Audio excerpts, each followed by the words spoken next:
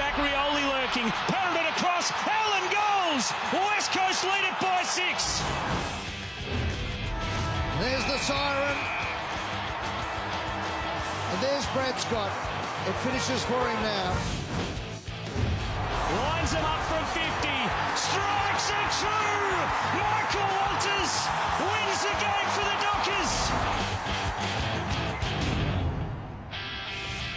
Hello, I'm Damien Barrett and welcome to Access All Areas. A massive weekend in the football world, mainly off the field, as one coach oversaw his last game on Saturday, while a result yesterday has also put another coach's position once again in the spotlight. Hello to you, Matthew Lloyd and Jimmy Bartell. Thanks, Damo. Yeah, we'll get to off-field matters shortly, but I thought that on the weekend, Collingwood and Geelong just did what they had to do in their wins, but I thought Richmond and the West Coast Eagles made huge statements, particularly West Coast. I haven't been sure about them, and I've questioned the hangover of a premiership, but that was their best win of the season. Yeah, Lloydie and Damo, I was at that game, the North Melbourne Western Bulldogs game, and it had such an eerie feeling. Yeah. It was strange when you showed up to the ground and the news was breaking. There were so many unknowns. Would he be in the coach's box? Will he hand over the reins? And then post-match, waiting around for the song. It was such a strange place to be. Yeah, now that it's all said and done, and look, they got the timing out of their control, so to speak, but the decision had effectively been made. And I think once you get your own head around as a coach that the possibility of you not wanting to be there or not going to be there, you may as well make the call straight away. I mean, it is confusing because it is only 10 rounds into a season, and as we know,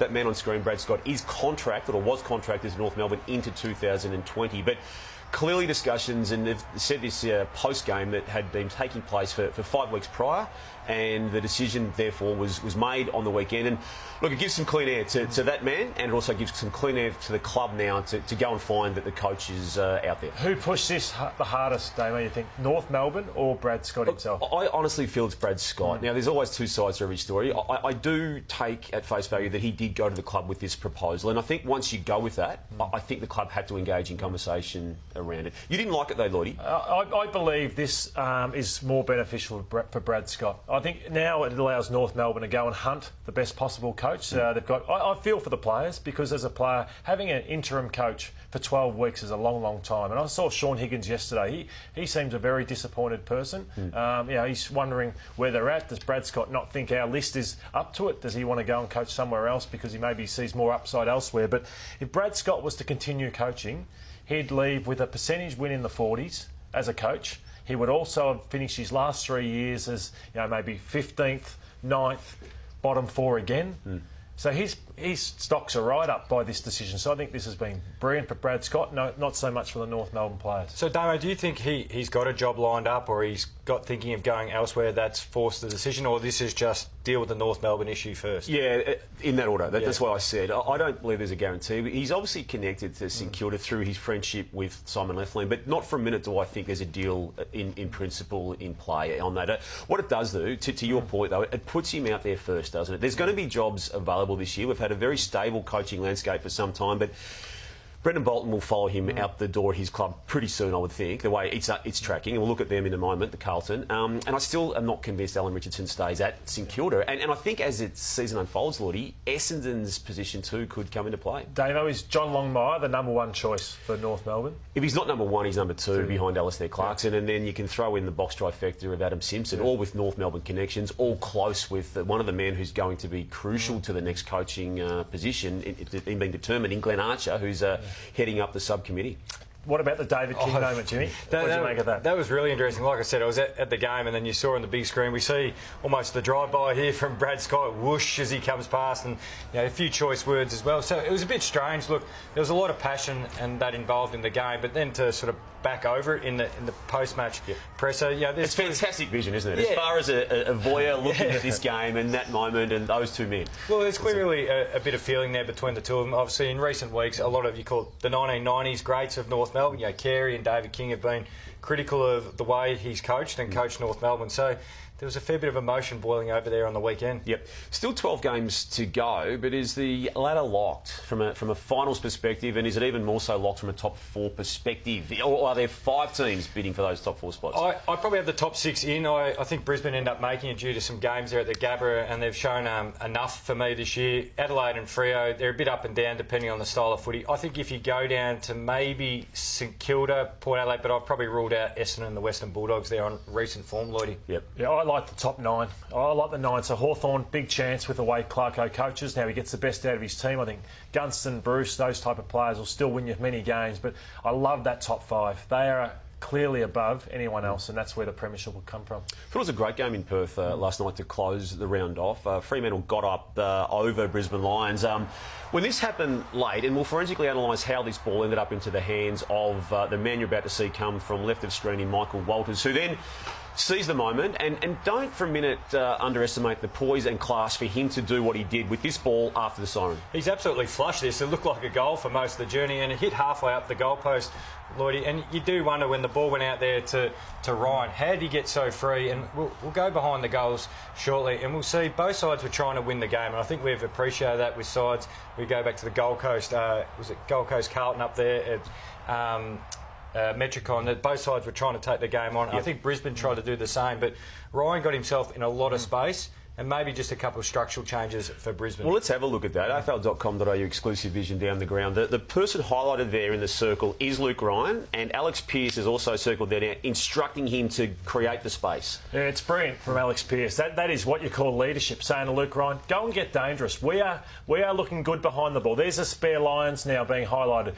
I don't think their position is as good because, in a sense, they win it. There's still some coverage from Fremantle to defend them. Luke Ryan, they couldn't defend that. They got out wider into open space. This hit up from Walters, that was a tired Gardner, I think, on him at that time. So I just thought that Brisbane had their numbers at the contest. Fremantle had them out wide. They won the ball, got it out into that open player, so they played it beautifully. Now, I look at what Lloydie's just shown there, but I don't see too much wrong with what Brisbane did. No, in the footage, Charlie Cameron got himself in a good spot, because if they brought the ball out back through the corridor, they could have whipped it up through the middle, and we could have been making comments on Charlie Cameron running in and scoring himself. But maybe, as Lloydie was saying, one too many at the stoppage and too close, because even if they won it there, they could probably only quick kick it down the line, where Alex Pearce had the defence set really well. Giants have got themselves to 2 consecutive big wins in a row, the latest coming against Melbourne in a really difficult game to watch at the MCG. The MCG probably being as crucial a part of this conversation, given that it had been a ground in which the Giants had struggled. Yeah, they had struggled, but if you look at it in a bit of context, their first 4 or 5 games there, they were a start-up club, so you could probably put a line through them. Where they were really disappointing was a couple of weeks ago, when they got blown off the park by Hawthorn, but they came out with some serious intent and played this outnumber, running hard game, and really exposed Melbourne on the transition. You've sharpened them up, Jimmy. You refer to that Hawthorn game, and that was when you described that loss and that game being the worst in their entire history, and they've had 2 massive wins, albeit against lesser opposition in the 2 games since. Yeah, well, the thing for me was you don't get frustrated if a side's not capable, but this is what I really loved, and this is what's exposed Melbourne all year, to be honest. We've spoken about it. They get hard into the contest, but they just haven't had their legs this year, whatever reason it may be. Sides are getting on the outside on them, Lloyd. And that was Petrarca and Harms just being blown away by Josh Callan. If you were to predict who could be best on ground against the Melbourne Football Club, you just pick the runners in that sense. They are just being blown away on the spread. Their forward line's a mess going inside forward 50, and their midfield, you look at Brayshaw, Oliver, they are just half the players that they were last year. Yep. There's a real feel of inevitability about what now happens to Carlton and their coach Brendan Bolton following another bad loss against St Kilda this time yesterday. And while, the coaches are the one we're going to be talking about, it's the turnovers that his players are coughing up, which is just killing any chance of them winning. Yeah, that's hard on Brendan Bolton. These are all skill errors. So it's hard to coach that from the coaching box. Look, kicking directly to opposition who are only 10 metres in front of you. Look, you can put whatever game plan you want in place. They're trying to share the footy around. You go back to Plowman's. He's trying to take the game on. Set shot. That's a problem for that player now, isn't it? Yeah, his finishing isn't up to standard at the moment, but look, he's only a young player and he'll work on it. But look at all this, handballs hitting the ground, skill errors. You can't coach that. You can set the side up, you can do all the practice during the week, but match day you've got to deliver. But at the end of the day, he will be responsible for years for their skill level as well, which just isn't up to the standard of other AFL teams. And unfortunately, he has to be judged on game awareness of his players. It happened against Collingwood when they had the chance to win the game late and they chose to go sideways. And this is a reflection upon what happened in that game. Yeah, exactly right. I went back to thinking about this when I was watching the game yesterday. And look, they're willing and they're up for the contest, but they're almost too literal in the way they're coached. Standing there, the game's on the line. That was 2 minutes to go. Watch this one. 90 seconds to go. Players lined up down the middle of the ground. You've got to try and win the game, and you chip it sideways. But then you stand stationary. He's got to go and overlap. Stands there, hands on the knees. They come back again. Jim, we just went back over that. Obviously, Lachie Plowman's the man who's kicked it out there, but how can he think that is the right option at that stage of a game with the scores as they are? But that's where they hurt themselves, method and system as well. So you can put in all the effort, but you need the method and system to go with it, and they just haven't got that at the moment.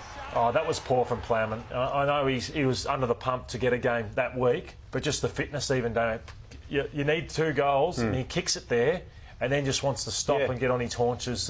Bad signs from a fitness perspective, decision-making and also their skill level. Yeah. And unfortunately it does get traced back to the coach, doesn't it? A quick plug tonight for the NAB AFL mid-season draft, which we will bring you live tonight, 6:30pm. You can watch it on afl.com.au or the AFL Live official app. Jimmy, what is going on with your mate Gary Ablett? Well, why are you so angry? Why are you so angry, Gaz? 4, where he's belted someone. His fatherhood's making him angry. Normally it calms and mellows, and now I've heard a lot of commentary, he has to go, but the problem is the system is not made that way anymore. We don't have prize, it's just judged on instance. So unfortunately, for people who want him to get a week, he's probably going to walk away with a fine because of impact. I tend to agree with you. It's different to what happened with Dylan Shield and Sam Wright. They were in-play moments, weren't they, where the elbows were up. That was off-ball. But I'm with you. I actually think the impact on that is not sufficient enough to lose a game of footy based upon what they've determined this year. Well, you grade it. It's intentional because he's punched him high, because it's hit him in the mush, and then it's low impact. Yeah. That's a fine. They say cats have 9 lives. He's got 6 to go. Right? Yeah, he's getting angry. Why are you so angry? Sort it out, man. And sort out this too. Tom Stewart took a great mark last week against the Bulldogs when he stood on Liberatore there, and he allowed him to launch when he put the knees into the back there, but didn't happen so nicely for him against the Gold Coast. Nah, he's just got ahead of himself. No, I don't mind this. He's had a crack at it, and that's what I love about Geelong. They are an aggressive team in defence, in attack, in midfield, and that's why they're the best in it. So you got to go for them. Yep. Where are the Bulldogs? We saw them on the finals ladder or outside the 8 before a few moments ago. But without Brad Scott narrative around that game that they played at Marvel Stadium on the weekend, they would have been the story out of that game. They do, Damo. They escape attention. That premiership is over. It's been 3 years in the making, but losing to Carlton, Gold Coast, North Melbourne. The Richmond win was a ripper. They tried hard down at Geelong, but you just cannot afford to lose games like the weekend. Yeah, it disappointed me on the weekend. They put all their good ball users across half-back. You know, Caleb Daniels down there, Johannesson as well. But at half-time, North Melbourne had scored 49 points off turnovers, in the forward half. Just pressure, defence. They just looked short of confidence on the weekend. Look, those 3 teams you mentioned they'd lost to, going into round 10, they were sitting 16th, 17th and 18th on the ladder, and historically significant, unfortunately for them, moment looming. Should they miss the finals for a 3rd consecutive season? It hasn't happened since 1978 after Hawthorn won that year's flag. The Eagles, I've been pretty impressed with how they've just held their season together early, and they've now got 4 on the trot, and they came from behind in the 3rd quarter against the Crows to give themselves a 7-3 scoreline. This could be worrying for the opposition, for the competition, because that second half, it seemed like to me, they kick-started their season. They're really firing. I know they've been able to bank some wins, but they've had some pretty flat games and got away with a win, Lloydie, but that was pretty ominous what they sent in the second half there. Yeah, they have an amazing record over in Adelaide, and to do that on the road, it's amazing what wins like that do for you. Luke Shuey, just instrumental. You look at the clearances, 8-2 in this period in the last quarter, so they dominated the midfield. Their big guns stood up. Yep. And again, the Adelaide Crows let you down when you think they're coming good. I'm a big fan of Tex Walker, Lordo, but he's copping some heat for what happened in that game. Yeah, he's lucky he's the captain.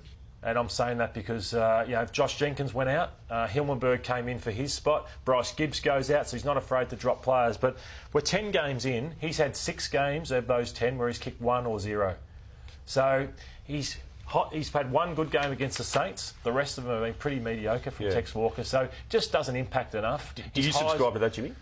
Yeah, the problem is he's such a good player, but then he's also got the added responsibility of the captain as well. So you compound that with the fact that there's been some pretty flat games from Tex and the way the Crows are going. Of course, the pressure's going to come on. You stay such a good player, though. He has so many poor games, so he needs to bridge the gap. He's been around long enough. So are you saying is that a juncture now where a call needs to be made on his position in the team? I think it'll save him because he's a captain, but his poor games are so bad. And after being around so long, it shouldn't be the case anymore. Okay. Access All Areas is now a partner of Virgin Australia, and they have a great campaign running where they want to find out who is in your footy family. Footy, they say, is a game of the people. Passionate tribes coming together. But zoom in. Within those tribes are our footy families, the ones we choose to share it with. So who's in your footy family? And for your chance to win a $2,000 travel voucher with thanks to Virgin Australia, tell us how your footy family travels to the game by visiting afl.com.au/footy family. Sydney Stack is emerging as one of the great stories of 2019, and even pre-match got himself involved in all the action of the Dreamtime game. I love everything about this round, and Sydney Stack certainly highlighted. We had Michael Walters kicking the match-winning point. Saw Jay Grisham yesterday absolutely tear Carlton apart. Look, I think it's absolutely fantastic. We celebrate not only their rich history, but their rich history in the game. He copped it during the week, didn't he, Damo? Yeah, he for did. turning late to training. Just see that vision, Jimmy. Damien Harbuck has chested him for not doing it, but he brings passion. He brings passion to Richmond. He brings passion to the way he plays, and that was great. A great look on the weekend. All right, time now for the Access Big Ask, and this one is to both of you. Describe Brad Scott's coaching career in one word. Solid. Good. To Lloydie, did Essendon bungle the injury management of Joe Danaher? No, I don't like saying that because I'm not there internally. Jimmy, if you were touted as a likely pick in the mid-season draft, which is going to be held tonight, would you have played on the weekend? And we were asked that question because two players who are touted to be picked got injured. I thought you were asking, was I going to get picked? And I go, yeah, I'll loosen up. Yeah, you still got to play for your team. Yep. You've committed to them, and it's a bonus if you get drafted. To both of you, if Bryce Gibbs wanted to continue his career elsewhere, would he get picked up? If the money was right, yes, but not on big money. Yep, right club, right money, yes. And to both, would another club take Josh Jenkins? Dogs are on the lookout. Yeah, So, he's a certainty to be elsewhere next year, the way I read it. To both, what advice would you give to Paddy McCartan, who's now out for the year with concussion issues? Well, just get your health right first, Paddy, first and foremost. You heard him across a number of media outlets yesterday, and I think that shocked a lot of us how difficult it is for him. So get healthy right first, Paddy. Spot on. And Jimmy, to you, obviously, what are you wearing down the MND slide? Open for suggestions, Australian sporting icons, legends, so still trying to work it out. Stay tuned. You're best on ground in all those Mad Mondays at the Cats. You'll have something pretty special planned? I hope so. There's a lot of pressure. A lot of pressure. All right, you're head of this Falcon portfolio on Access All Areas, and you've got another one? I do. Lockie Plowman, he's put the stack hat on here and absolutely got flushed. It's not a great start when you got the stack hat on and the teammate just goes dong straight in the head. He's just come back from a fractured cheekbone. Fractured cheekbone, and Liam Stocker flushes him. Thanks, Jimmy. Thanks, Lloydie. And don't forget about our live coverage of the mid-season draft tonight from 6:30 on afl.com.au. We'll see you next week on Access All Areas. Goodbye.